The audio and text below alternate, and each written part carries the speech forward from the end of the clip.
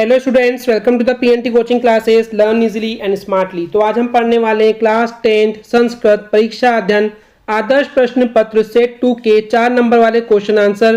तो चलिए करते हैं स्टार्ट।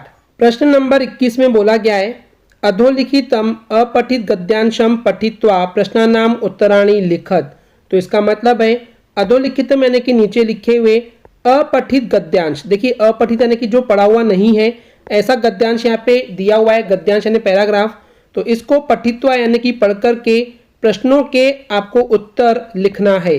तो चलिए सबसे पहले समझते हैं इस गद्यांश को, इस पैराग्राफ को, कि इस पैराग्राफ में बोला क्या गया है। सत्ताम यानी कि सच्चे, सज्जनानाम यानी कि सज्जन लोग यानी कि अच्छे लोग, संगति ही यानी कि उनके मेल से या उनके मेल मिलाप से, संपर्क यानी कि उनसे कांटेक्ट में रहने से, संसर्गो यानी कि संगति से, वा यानी होता है या, सत्संगति ही यानी कि अच्छी संगति जिसको हम सत्संगति ही बोलते हैं। तो सत्संगति इति यानी कि ऐसा, कथ्यत यानी कि कहते हैं या कहलाता है। तो इसका कुल मिला के मतलब ये हुआ कि सच्चे या अच्छे सज्जन लोगों से अगर आप मेल मिलाप करते हैं, उनसे कांटेक्ट में रहते हैं, संपर्क में रहते हैं, या फिर उनसे अगर आप संगति करते हैं, दोस्ती करते हैं, तो इसी को सत्संगति यानी कि अच्छी संगति कहते हैं। ठीक है, इति यानी कि इसको अच्छी संगतियां सत्संगी कहते हैं। आगे बोला गया है, वस्तुतः यानी कि वास्तव में या रियल में, सत्संगात यानी कि अच्छी संगति से, एव यानी कि ही, मानव यानी कि मानव यानी कि इंसान, समुन्नतो यानी कि श्रेष्ठ या महान, भवति यानी कि होता है। तो वास्तव में रियल में अच्छी संगति से ही मनुष्य जो है वो श्रेष्ठ होता है, महान होता है, उन्नति करता है, तरक्की करता है। सज्जनानाम यानी कि सज्जन लोगों के, संसर्गेन यानी कि संगति से, जन यानी कि लोग, सज्जन यानी कि सज्जन, अच्छे नेचर वाले, अच्छे व्यवहार वाले, भवति यानी कि होता है। यानी कि सज्जन लोगों की संगति से जो लोग होते हैं वो सज्जन होते हैं। वहीं पे जो दुर्जनानाम होते हैं यानी कि जो बुरे लोग होते हैं, उनके संसर्गेन यानी कि संगति से, च यानी कि और, दुर्जन यानी कि बुरा इंसान, दुर्जन, भवति यानी कि होता है। देखिए जो अच्छा इंसान होता है, जिसका नेचर अच्छा होता है, जिसका व्यवहार अच्छा होता है, उसको सज्जन बोलते हैं। जिनका नेचर, जिनका बिहेवियर, जिनका व्यवहार अच्छा नहीं होता है, उन्हें हम दुर्जन कहते हैं। तो वही यहाँ पे बोला गया कि अगर आप सज्जन लोगों से संगति करेंगे तो जो लोग होते हैं वो सज्जन हो जाते हैं। च यानी कि और, जो दुर्जन लोग हैं उनके साथ अगर आप संगति करेंगे तो उससे आप दुर्जन बनोगे, बुरे इंसान ही बनोगे। इसीलिए इस स्थाने यानी कि स्थान में, एव यानी कि ही, उक्तम यानी कि कहा गया है। तो इस स्थान पे एक चीज कही गई है, संसर्ग जा दोष गुणा भवंती इति यानी कि ये। तो इसका मतलब क्या है, संसर्ग जा यानी कि जो संगति है वही आप में दोष या फिर गुण। देखिए दोष यानी कि बुराई, गुण यानी कि अच्छाई। तो अगर आपकी संगति अच्छी होगी तो आप अच्छे इंसान बनेंगे, आपकी संगति बुरी होगी तो आप बुरे इंसान बनेंगे। तो वही बोला गया है कि कहा गया है कि जो संगति है वही आपके अंदर दोष या फिर गुण, ठीक है, बुराई या फिर अच्छाई पैदा कर सकती है। तो वही ये अच्छी संगति से दोष और गुण जो है वो होते हैं। इति यानी कि ऐसा कहा गया है। अतः यानी कि इसलिए, स्व समुन्नतिम यानी कि स्व यानी क्या होता है, खुद की, उन्नति यानी कि तरक्की पाने की जो इच्छता यानी कि इच्छा रखता है, ऐसे जनेन यानी कि ऐसे लोग, सर्वदा यानी कि हमेशा, सत्तामेव, सत्ता यानी कि अच्छे लोगों से, और एव यानी होता है ही, तो अच्छे लोगों से ही उन्हें संगतिर विधेया यानी कि संगति करना चाहिए। तो इसका मतलब ये हुआ कि इसलिए जो खुद की उन्नति चाहता है, तरक्की चाहता है या अपनी उन्नति पाने की इच्छा रखता है, तो ऐसे लोगों को हमेशा, सर्वदा यानी कि हमेशा, अच्छे लोगों के साथ ही संगति करना चाहिए। तो ये था इस गद्यांश का अर्थ। चलिए अब देखते हैं इनके क्वेश्चन और आंसर्स को। सबसे पहले क्वेश्चन में बोला गया है, अस्य गद्यांशस्य शीर्षकम लिखत, यानी कि अस्य यानी कि इस, गद्यांशस्य यानी कि गद्यांश के या इस गद्यांश का, शीर्षकम यानी कि हेडिंग। अगर इस पैराग्राफ के बेस पे आप इसको शीर्षक यानी कि कुछ हेडिंग देना चाहेंगे, टाइटल देना चाहेंगे, माने तो एक छोटा सा चैप्टर है तो इसका नाम क्या रखना चाहेंगे, उसको बोलते हैं शीर्षक। लिखत यानी कि लिखना है। तो इस गद्यांश का शीर्षक आपको यहाँ पे लिखना है। तो जैसे कि मैंने आपको हमेशा से ट्रिक बताया हुआ है, जो भी वर्ड इस पैराग्राफ में सबसे ज़्यादा होता है जनरली वही उस पैराग्राफ का शीर्षक होना चाहिए। उस केस में अगर आपको मान लेते हैं कि इसका हिंदी मीनिंग नहीं पता है, तो मीनिंग समझ में आ गया है तो आपको समझ में आ गया होगा कि किस बारे में हम यहाँ पे बात कर रहे हैं। पर अगर मैं आपको दिखाऊं कि ऐसा कौन सा वर्ड है जो सबसे ज़्यादा बार इस गद्यांश में आया हुआ है, तो देखिए ध्यान से, सत्संगत यानी कि सत्संगति, ठीक है। देन और कहाँ पे आया हुआ है ढूंढते हैं, तो देखिए ये है, यहाँ पे सत लिखा हुआ है और ये संगति हमको दिख रहा है, ठीक है। हर जगह संगति आया हुआ है, तो चाहे तो सिर्फ संगति लिख सकते हैं, पर क्योंकि यहाँ पे अच्छे लोगों की संगति की बात हो रही है तो इसलिए यहाँ पे इसका शीर्षक होना चाहिए सत्संगति ही, ठीक है। अच्छे लोगों की संगति को हम बोलते हैं सत्संगति ही, तो इसलिए इसका जो सूटेबल टाइटल है, जो सूट करता है इसको, जो सही हो सकता है वो है सत्संगति ही। चलिए देखते हैं नेक्स्ट क्वेश्चन। क्वेश्चन नंबर 2 में बोला गया है केन जनः सज्जनः भवति। केन यानी कि कौन है ऐसे जन यानी कि लोग जो कि सज्जन यानी कि अच्छे लोग, भवति यानी होते हैं, तो कौन लोग सज्जन होते हैं। तो चलिए सबसे पहले इस गद्यांश से हम इसको ढूंढते हैं। तो हमें ये जो क्वेश्चन में दिया हुआ है जन, देखिए हमको यहाँ पे मिल गया, फिर सज्जन भी मिल गया, भवति भी मिल गया, तो ये पूरा जो सेंटेंस है यही इसका आंसर बन जाएगा। सज्जनानाम संसर्गेण, बाकी तो क्वेश्चन से ये जन सज्जन भवति, ठीक है। तो इस तरीके से जो सज्जन लोग होते हैं उनके संगति से, संसर्गेण यानी कि संगति से जो लोग होते हैं वो सज्जन होते हैं, तो इस तरीके से इसका आंसर हो जाएगा। क्वेश्चन नंबर 3 में बोला गया है स्वसमुन्नतिम इच्छता जनेन किम करणीयम, यानी इसका मतलब है स्व यानी कि खुद की जो उन्नति रखने की इच्छा रखता है, यानी कि उन्नति पाना चाहता है, ऐसे जनेन यानी कि ऐसे लोगों को किम यानी कि क्या, करणीयम यानी कि करना चाहिए। तो जो लोग अपनी उन्नति चाहते हैं या उन्नति पाना चाहते हैं, उसकी इच्छा रखते हैं, तो ऐसे लोगों को क्या करना चाहिए। तो देखिए चलिए इसको भी ढूंढते हैं पहले इस गद्यांश से। ये देखिए हमको मिल गया स्वसमुन्नितम, देन इच्छता भी यहीं पे ही है, जनेन भी यही है, और उसके बाद करणीयम तो नहीं है, तो हमको इतना लेटर मिल गया है। तो आप चाहें तो यहीं से ये पूरा सेंटेंस लिखेंगे तो भी ये सही हो जाएगा। देखिए वही यहाँ पे लिखा हुआ है स्वसमुन्नितम इच्छता जनेन सर्वदा सतामेव संगतिर्विधेया, यानी कि अपनी उन्नति की इच्छा रखने वाले लोग हमेशा उनको सज्जन लोगों के साथ ही संगति करनी चाहिए। ओके स्टूडेंट्स, क्लियर है। चलिए देखते हैं नेक्स्ट क्वेश्चन। क्वेश्चन नंबर 4 में बोला गया है गद्यांशस्य सारम लिखत, यानी कि गद्यांश से यानी कि काके की होता है, मैंने आपको बताया हुआ है। तो गद्यांश का सार यानी कि समरी आपको यहाँ पे लिखत यानी कि लिखना है। तो गद्यांश का सार लिखना है। तो देखिए जनरली वैसे ये क्वेश्चन आपको नहीं मिलेगा सेट में, लेकिन क्योंकि इस पैसेज में दिया हुआ है और अगर आपको मिल जाता है तो क्या करना होगा मैं समझा देता हूँ आपको। संस्कृत में जनरली क्या होता है, या तो पहला सेंटेंस या तो लास्ट सेंटेंस, इनमें से जो इंपॉर्टेंट लगता है वही इसमें आप सार लिख सकते हो। वैसे तो हमको इसका मीनिंग पता है, तो मैं बताता हूँ आपको क्या लिखना चाहिए। तो जो पहले क्वेश्चन में दिया है वही लिखेंगे, गद्यांशस्य सारम, यानी कि गद्यांश का जो सार है वो ये है, यत यानी कि क्या है। तो देखिए ये जो है सर्वदा सतामेव संगतिर्विधेया, यही इस पैसेज का हमको सारांश समझ में आ रहा है कि सर्वदा यानी कि हमेशा, सतामेव यानी कि अच्छे लोगों से ही, संगति ही यानी कि संगति, करणीय यानी कि करनी चाहिए, इति यानी कि ये। तो इस पूरे गद्यांश का सार यही है कि हमेशा, सर्वदा यानी कि हमेशा अच्छे लोगों के साथ ही संगति करनी चाहिए। क्लियर स्टूडेंट्स, चलिए देखते हैं नेक्स्ट क्वेश्चन जिसमें बोला गया है दुर्जन शब्द से विलोम शब्दम लिखत। तो इसका मतलब है दुर्जन यानी कि जो बुरे लोग होते हैं, इस शब्द से यानी कि इस शब्द का, देखिए से यानी काके की, ये आपको याद हो जाना चाहिए अगर मुझे आप फॉलो करते हैं तो दुर्जन शब्द का विलोम शब्द यानी कि उल्टा शब्द आपको यहाँ पे लिखना है। तो दुर्जन का उल्टा क्या होता है, सज्जन, राइट। तो यहाँ पे लिखा हुआ है, देखिए क्वेश्चन से उठाया है दुर्जन शब्द से विलोम शब्द, कि दुर्जन शब्द का विलोम शब्द सज्जन यानी कि सज्जन, इति यानी कि ये होता है। क्लियर है, दुर्जन का विलोम उल्टा सज्जन, ठीक है। इसका लास्ट क्वेश्चन में बोला गया है भवंती पदे का धातु अस्ति। तो देखिए जो भवंती है इस पद में यानी कि इस शब्द में, का यानी कि कौन सी, धातु यानी कि मेन बेस वर्ड, अस्ति यानी कि है। तो देखिए जो भवंती वर्ड है उसमें जो बेस वर्ड है, जो मूल धातु है वो होती है भू, ठीक है। तो भू यानी होता है होना, ठीक है। तो भू जो है वो मेन इसका मूल धातु है, बेस वर्ड है, तो इसलिए आंसर हो जाएगा भू धातु। क्लियर है स्टूडेंट्स, चलिए देखते हैं नेक्स्ट क्वेश्चन। प्रश्न नंबर 22 में बोला गया है स्वप्राचार्यस्य कृते त्रिदिवसानाम अवकाशार्थम एकम प्रार्थना पत्रम लिखत।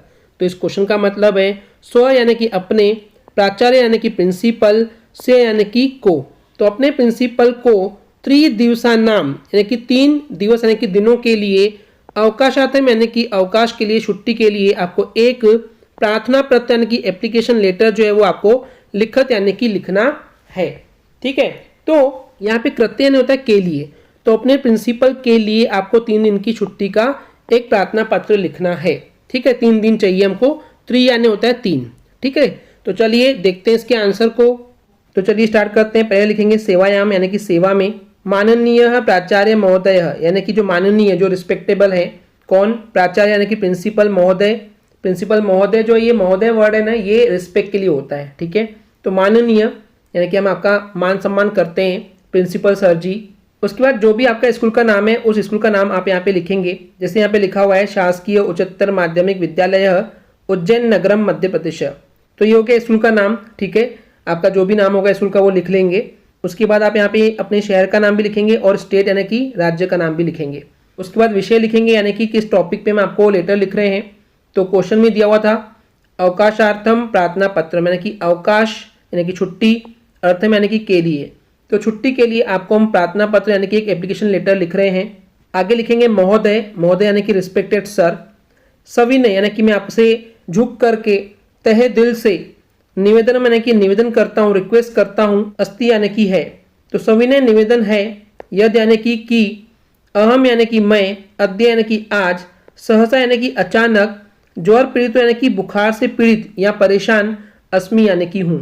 तो पूरे सेंटेंस का मतलब क्या हुआ कि सविनय निवेदन है कि मैं आज अचानक से बुखार से पीड़ित हूँ, अतः यानी कि इसलिए, विद्यालय में यानी कि स्कूल, आगंतुक यानी कि आने के लिए, असमर्थ यानी कि समर्थ नहीं हूँ, लायक नहीं हूँ, कैपेबल नहीं हूँ, बिकॉज मेरे को बुखार हो गया है, और अस्मि यानी कि हूँ। तो इसका मतलब हुआ कि इसलिए स्कूल आने में मैं असमर्थ हूँ, आज नहीं आ पाऊंगा। कृपया यानी कि प्लीज, कृपा करके, मम यानी कि मुझे, पंच दिवसानाम यानी कि 5 दिनों की। अभी 5 दिन कहाँ से स्टार्ट होंगे वो बताना है। मान लेते हैं आज की तारीख 7 तारीख है अगर, तो ये जगह सप्त दिनांकतः यानी कि 7 दिनांक, 7 तारीख से। अब देखिए 7 तारीख से अगर 5 दिन गिनेंगे तो 7, 8, 9, 10, 11, तो एकादश यानी कि 11, दिनांक यानी कि तारीख, और पर्यंतम यानी कि तक। तो 7 तारीख से 11 तारीख तक के अवकाश यानी कि छुट्टी, स्वीकुर्वन्तु यानी कि स्वीकार करेंगे। तो पूरे सेंटेंस का अर्थ हो जाएगा, कृपया मुझे 5 दिनों की 7 तारीख से 11 तारीख तक अवकाश यानी कि छुट्टी देने की कृपा करें या स्वीकार करें। मेरी इस छुट्टी को, मेरी इस अवकाश को आप स्वीकार करें। तो देखिए स्टूडेंट्स, यहाँ पे आपको एक छोटा सा चेंज करना है। देखिए एप्लीकेशन तो पूरी सेम रहेगी, पर क्वेश्चन में आपको बोला था त्रिदिवसानाम यानी कि 3 दिनों के लिए, लेकिन यहाँ पे क्या लिखा हुआ है, पंच दिवसानाम यानी कि 5 दिनों के लिए। तो इसको हटा करके आपको करना है त्रिदिवसानाम, जो कि क्वेश्चन में दिया हुआ है, तो आपको कुछ कंफ्यूजन नहीं होना चाहिए। त्रिदिवसानाम, ठीक है, 3 दिन यहाँ पे लिखेंगे। तो 3 दिन जब यहाँ पे लिखेंगे और हमको 3 दिन की छुट्टी चाहिए, तो यहाँ पे जो अंदर तारीख लिखी हुई है इसमें भी आपको चेंज करना पड़ेगा। मान लेते हैं सप्त दिनांक से यानी कि 7 तारीख से अगर आप छुट्टी ले रहे हैं तो 7, 8, 9, तो यहाँ पे क्या हो जाएगा, एकादश के बदले हो जाएगा 9। ठीक है, न और व, 9 दिनांक पर्यंतम यानी कि 9 तारीख तक, तो 7, 8, 9 तब हो जाएंगे 3 दिन, राइट। तो सप्त दिनांक तक यानी कि 7 तारीख से एकादश नहीं होकर के 9 हो जाएगा, तो 9 तारीख तक। बाकी पूरा एप्लीकेशन वही है। इसके बाद लिखा हुआ है भवदीया यानी कि आपकी, शिष्या यानी कि स्टूडेंट। देखिए अगर आप लड़की हो तो आप लिखेंगे भवदीया शिष्या, अगर आप लड़के हैं तो भवदीय, ये आ की मात्रा नहीं लिखेंगे, ठीक है। और शिष्या में भी आ की मात्रा ये नहीं लगाएंगे, तो भवदीय शिष्य लिखेंगे। उसके बाद आपका जो भी नाम है वो नाम लिखेंगे। कक्षा 10वीं, 10वीं नहीं होता है क्लास 10th, ठीक है। और अवर्ग यानी कि सेक्शन ए में आप पढ़ते हो, और यहाँ पे जो भी दिनांक है, जिस तारीख को आप लिख रहे हो वो दिनांक, वो तारीख आपको यहाँ पे लिखना पड़ेगा। तो इस तरीके से आपको इस एप्लीकेशन को लिखना है, ये बहुत ज़्यादा इंपॉर्टेंट है। आप यहाँ पे देख सकते हैं कि 2022 में भी आया है, 2023 में भी आया है और 2024 में भी आया है। तो उम्मीद बनती है कि 2025 में भी आपको ये पेपर में क्वेश्चन देखने को मिलेगा, इसलिए इसको बहुत अच्छे से आप तैयार कर लेंगे। चलिए नेक्स्ट क्वेश्चन देखते हैं। इसके अथवा में बोला गया है स्वभगिन्याः विवाहे आमंत्रयितुं स्वमित्रं प्रति पत्रं लिखत। तो इसका मतलब है स्व यानी कि अपनी, भगिन्या यानी कि बहन के, विवाह यानी कि विवाह में या शादी में, आमंत्रितुम यानी कि आमंत्रण के लिए, इनवाइट करने के लिए, स्व यानी कि अपने, मित्रम यानी कि दोस्त को, प्रति यानी उसके लिए यानी कि दोस्त के लिए आपको एक पत्र यानी कि लेटर, लिखत यानी कि लिखना है। तो अपनी बहन की शादी में आमंत्रण करने के लिए, इनवाइट करने के लिए अपने दोस्त को आपको एक लेटर लिखना है। तो चलिए देखते हैं और समझते हैं इसको आंसर से। तो स्टूडेंट्स सबसे पहले हम अपना एड्रेस लिखते हैं, ठीक है। तो मान लेते हैं हम ग्वालियर में रहते हैं और महावीर नगर में रहते हैं, तो हम लिखेंगे 168 कॉमा, ये मान लेते हैं हमारा वार्ड नंबर हो जाएगा।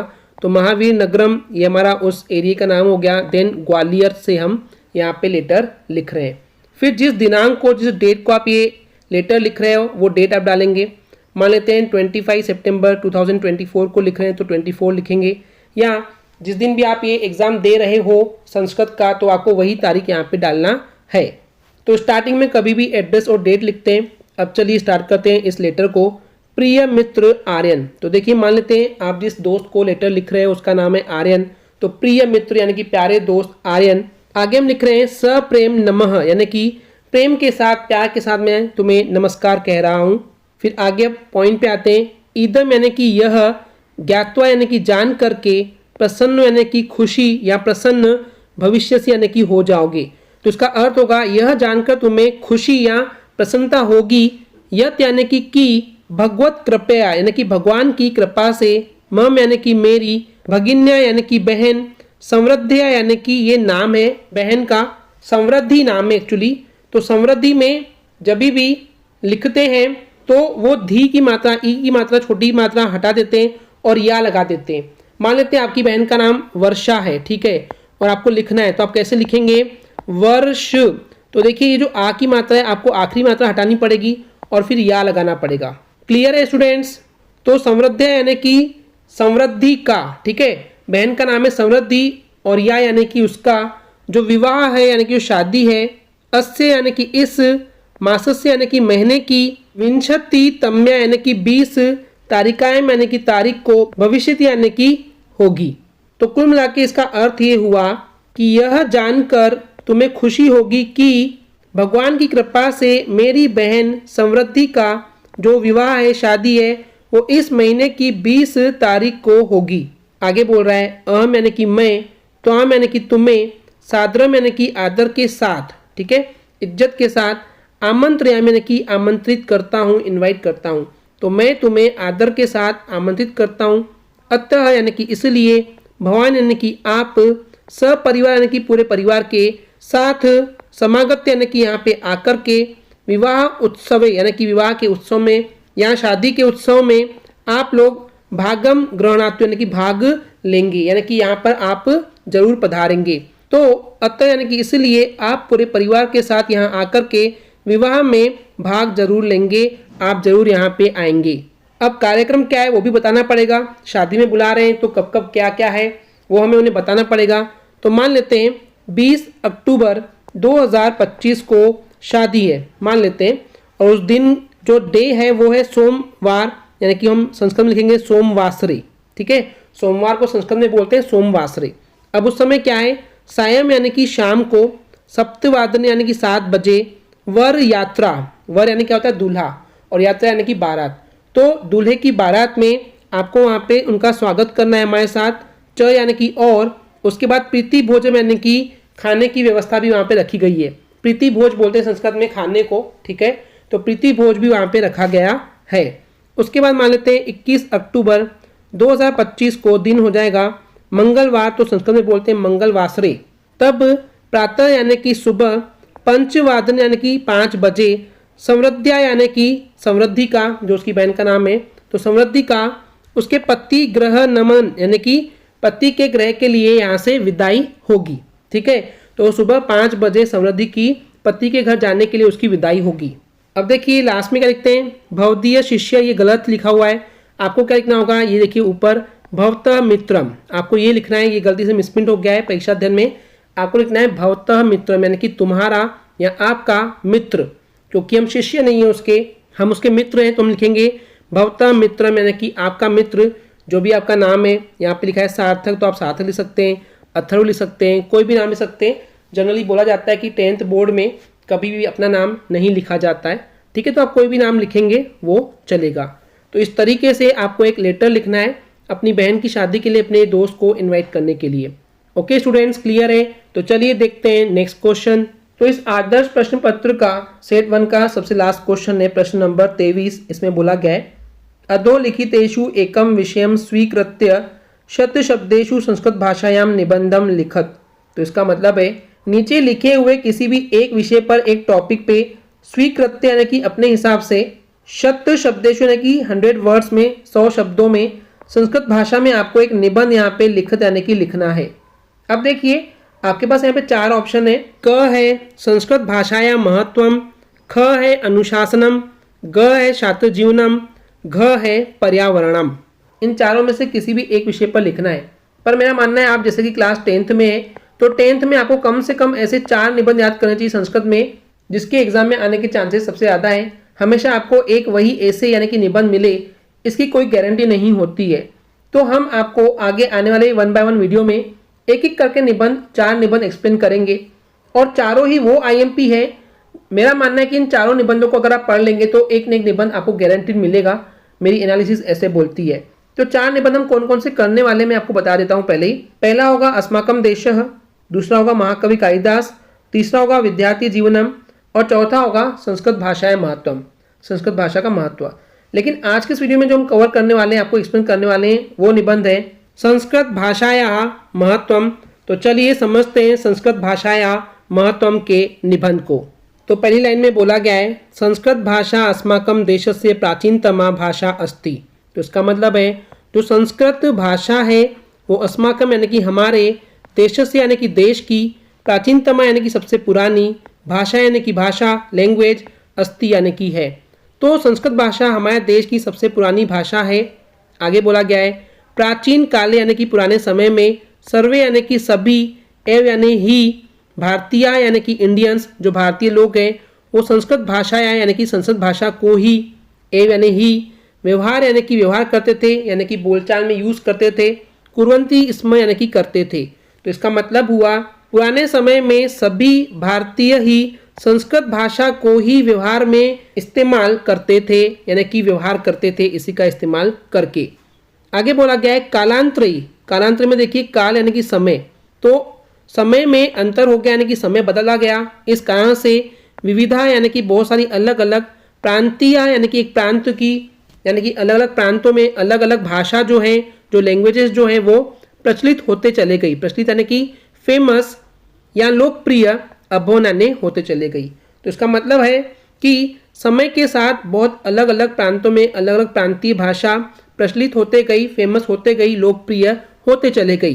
किंतु, किंतु यानी कि लेकिन, संस्कृत से यानी कि संस्कृत का, महत्व यानी कि जो महत्व है, अद्यापि यानी कि आज भी, अक्षुणम यानी कि बरकरार, वर्तते यानी कि है।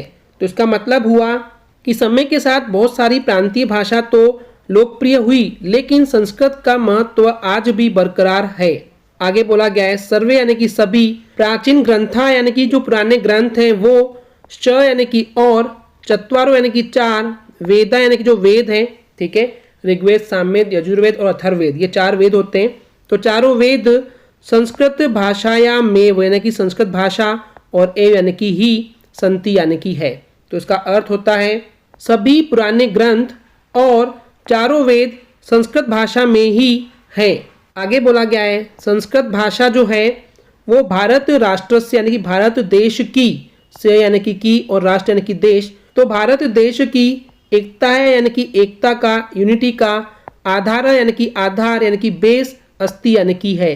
तो इसका अर्थ हो जाएगा जो संस्कृत भाषा है वो भारत देश की एकता का आधार है, उसकी एकता का, यूनिटी का बेस है। आगे बोला गया है संस्कृत भाषा यानी कि संस्कृत भाषा का यत स्वरूपम, यत यानी कि जो, स्वरूप यानी कि जो हमको रूप देखने को मिल रहा है, अद्य यानी कि आज, प्राप्यते यानी कि प्राप्त है, तदेव यानी कि वही, अद्यते यानी कि आज से, सहस्त्र वर्ष पूर्वम, सहस्त्र यानी होता है हजारों, वर्ष यानी कि साल, पूर्व यानी कि पहले, अपि यानी कि भी और आसित यानी कि था। तो इसका अर्थ हो जाएगा संस्कृत भाषा का जो स्वरूप आज प्राप्त होता है, आज देखने को मिलता है, वही आज से हजारों वर्ष पूर्व, हजारों साल पहले भी था। आगे बोला गया है संस्कृत भाषा यानी कि संस्कृत भाषा का स्वरूपम यानी कि जो स्वरूप है, वो पूर्ण रूपेण यानी कि पूर्ण रूप से, पूरे रूप से वैज्ञानिक यानी कि वैज्ञानिक साइंटिस्ट वे से और अस्ति यानी कि है। तो इसका अर्थ हो जाएगा संस्कृत भाषा का जो रूप है, जो स्वरूप है, जो दिखने का तरीका है वो पूरे रूप से वैज्ञानिक है, इसलिए वैज्ञानिक जो है वो संस्कृत भाषा को कभी भी छोड़ते नहीं है। आज भी जो कंप्यूटर फील्ड में देखते हैं बड़े बड़े वैज्ञानिक लगे हुए हैं कि संस्कृत के वजह से ही जो है वो कंप्यूटर में नई नई टेक्नोलॉजी को, नई नई चीज़ों को ला पा रहे हैं। आगे बोला गया है अस्य यानी कि इसका, व्याकरणम यानी कि जो व्याकरण है यानी कि जो ग्रामर है, पूर्णतः यानी कि पूरे रूप से वो तर्क सम्मत है। तर्क सम्मत यानी कि देखिए पूरे फैक्ट के ऊपर बनाया गया है, पूरे फैक्ट्स हैं उसमें, हमको बहुत डिटेल्स देखने को मिलते हैं। च यानी कि और, सुनिश्चित है यानी कि बहुत ज़्यादा स्पष्ट है, बहुत ज़्यादा क्लियर, अस्ति यानी कि है। तो इसका अर्थ हो जाएगा संस्कृत भाषा का यानी कि इसका जो व्याकरण है, जो ग्रामर है वो पूरे रूप से तर्क सम्मत है, पूरा फैक्ट्स के ऊपर बेस्ड है और वो बहुत ही ज़्यादा स्पष्ट भी है। इसीलिए जो आचार्य हैं, आचार्य दंडी है, उन्होंने सम्यक गेवोक्तम यानी कि उन्होंने कहा है। तो आचार्य दंडी ने कहा है, क्या कहा है इसको भी समझते हैं। भाषासु मुख्या मधुरा दिव्या गिरवाण भारती। तो इसका मतलब है भाषासु यानी कि सभी भाषाओं में जो मुख्य यानी कि जो मेन भाषा है और जो मधुर भाषा है और जो दिव्य भाषा है, दिव्य यानी कि देवों की, भगवान की जो भाषा है वो कौन सी भाषा है, तो है संस्कृत भाषा। गिरवाण भारती का मतलब होता है संस्कृत भाषा, ठीक है। तो सभी भाषाओं में जो मुख्य, मधुर और दिव्य देवों की, भगवान की जो भाषा है वो संस्कृत भाषा ही रही है। ये है इसका अर्थ जो कि आचार्य दंडी जी ने कहा था। चलिए आगे समझते हैं। अधुना अपि, देखिए अपि यानी होता है भी और अधुना यानी कि अभी भी, ठीक है। तो अब भी संगणकस्य, संगणक यानी होता है कंप्यूटर, से यानी कि काके की, तो कंप्यूटर के कृत्य यानी कि लिए संस्कृत भाषा, जो हमारी संस्कृत भाषा है, अति यानी कि बहुत ज़्यादा, उपयुक्त यानी कि यूजफुल, अस्ति यानी कि है। तो इसका अर्थ हो जाएगा अभी भी कंप्यूटर के लिए संस्कृत भाषा बहुत ज़्यादा उपयुक्त होती है, बहुत ज़्यादा यूजफुल होती है। आगे है संस्कृत भाषे यानी कि संस्कृत भाषा और एव यानी होता है ही। तो संस्कृत भाषा ही भारतस्य यानी कि भारत की प्राणभूता भाषा यानी कि प्राणभूत भाषा यानी कि ऐसी भाषा है जो कि बिल्कुल प्राण डाल देती है, जीवन डाल देती है, अस्ति यानी कि है। तो इसका अर्थ हो जाएगा संस्कृत भाषा ही भारत की प्राणभूत भाषा यानी कि जीवन धारा या प्राण डाल देने वाली भाषा है। राष्ट्रस्य ऐक्यम च साध्यति, च यानी कि और, राष्ट्रस्य यानी कि राष्ट्र की, देश की, ऐक्यम यानी कि एकता के लिए ये साध्यति यानी कि बेस हमको देती है। तो जो संस्कृत भाषा है वो देश की एकता को साधती है यानी कि देश की एकता को बनाए रखती है। भारतीय गौरवस्य यानी कि जो भारतीय हैं, जो इंडियन है, उनके गौरव की यानी कि मान सम्मान से यानी कि काके की। तो भारतीय गौरव की रक्षणाएं यानी कि रक्षा के लिए, एतस्या है यानी कि इसके, प्रसार यानी कि प्रचार प्रसार करना, इसकी तारीफ करना और इसको आगे तक बढ़ाना, सर्वे रे यानी कि सभी का ही कर्तव्य है यानी कि कर्तव्य है। तो इसका अर्थ हो जाएगा कि भारत के गौरव की रक्षा के लिए इसका प्रचार प्रसार करना, इसको आगे बढ़ाना हम सभी का कर्तव्य है। अतएव, अतएव यानी कि इसीलिए ही, उच्चते यानी कि कहा जाता है, संस्कृति ही संस्कृताश्रिता। तो इसका अर्थ है जो हमारी संस्कृति है, जो हमारे कस्टम्स है, जो रीति रिवाज है, तो जो भी संस्कृति है, हमारे जो कस्टम्स है वो संस्कृतता यानी कि संस्कृत पर, संस्कृत भाषा पर आश्रित है यानी कि डिपेंड करती है। यानी कि तो इसका मतलब हुआ जो संस्कृति है, जो हमारी कस्टम्स है, जो रीति रिवाज है, वो संस्कृत पर ही यानी कि संस्कृत भाषा पर ही डिपेंड करते हैं। तो ये था हमारा संस्कृत भाषा या महत्व का निबंध और इसी के साथ 4 नंबर वाले क्वेश्चन हो जाते हैं खत्म। आई होप स्टूडेंट्स आपको क्लियर हो गया होगा। अगर आपको हमारी वीडियो से कुछ भी सीखने मिला या नॉलेज मिला तो प्लीज़ हमारे चैनल को सब्सक्राइब कीजिए एंड वीडियो को लाइक ज़रूर करें और अपने फ्रेंड्स के साथ जरूर शेयर करें जिससे उन्हें भी ये सारे एसेज और जो भी कॉन्सेप्ट मैं आपको एक्सप्लेन कर रहा हूँ उन्हें भी ईजिली समझ में आ जाए। तो आज की वीडियो को यहीं रोकते हैं। Thank you.